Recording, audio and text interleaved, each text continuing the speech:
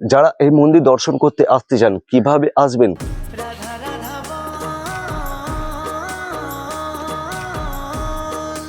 কটার সময় খোলা হয় এই মন্দির? এই মন্দিরে এলে ভোগের ব্যবস্থা রয়েছে কিনা সবকিছু জানাবো আজকের ভিডিওতে। নমস্কার বন্ধুরা, আমি আপনাদের বন্ধু আর কে, আর আপনারা দেখছেন আর কে ব্লগস। আর এই মুহূর্তে আমি উপস্থিত হয়েছি হুগলি জেলার ধনেখালি থানার অন্তর্গত এমন এক মন্দিরে।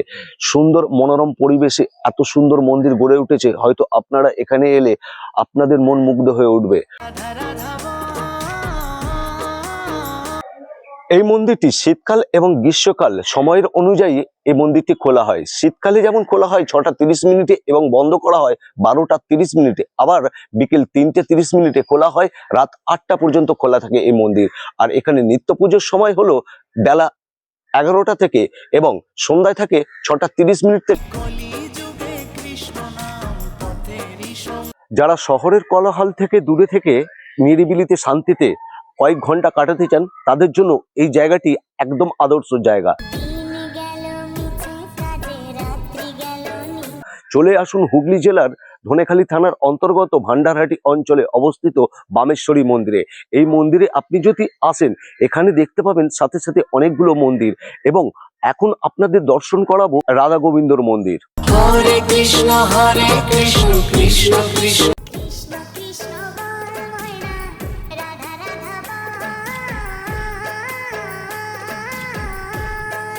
মন্দিরের মূল গর্ভগৃহে প্রধানত বিরাজমান শ্রীকৃষ্ণ গোবিন্দ রূপে এবং তার বাম পাশে শ্রীমতী রাধারানী। গোবিন্দজিউ সাধারণত ত্রিভঙ্গ ভঙ্গিমায় মুরলীধারী রূপে কল্পিত। রাধারানী করুণাময়ী ভক্তবৎসনা রূপে শ্রীকৃষ্ণের প্রেম শক্তির প্রতীক। দুজনেই সুশোভিত বাস্তুসজ্জা ও ফুলের মালা ও ঋতুভেদে বস্ত্র পরিধানে শোভিত থাকেন।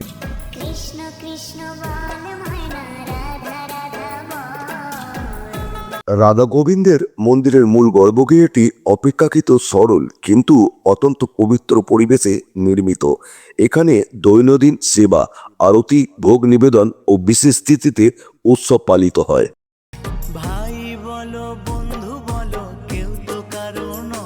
ভান্ডারহাটি হুগলি জেলার একটি প্রাচীন ও ধর্মীয় ঐতিহ্য সমৃদ্ধ জনপদ। এখানকার মা বামেশ্বরী দেবীর মন্দির শক্তি উপাসনার এক গুরুত্বপূর্ণ কেন্দ্র। এই মন্দির চত্বরেই রাধা গোবিন্দর মন্দির, যা বৈষ্ণব ভক্তি ও কৃষ্ণ ভক্তির ধারাকে বহন করে চলেছে। যারা রেলপথে আসতে চান তারা হাওড়া থেকে আরামবাগ, বুঘাট বা তারকেশ্বর লোকাল ধরে হরিপাল স্টেশনে নেমে পড়ুন। আর হরিপাল স্টেশনের বাইরেই অপেক্ষারত ধনিয়াখালীগামী 18 নম্বর বাসে চেপে বসুন।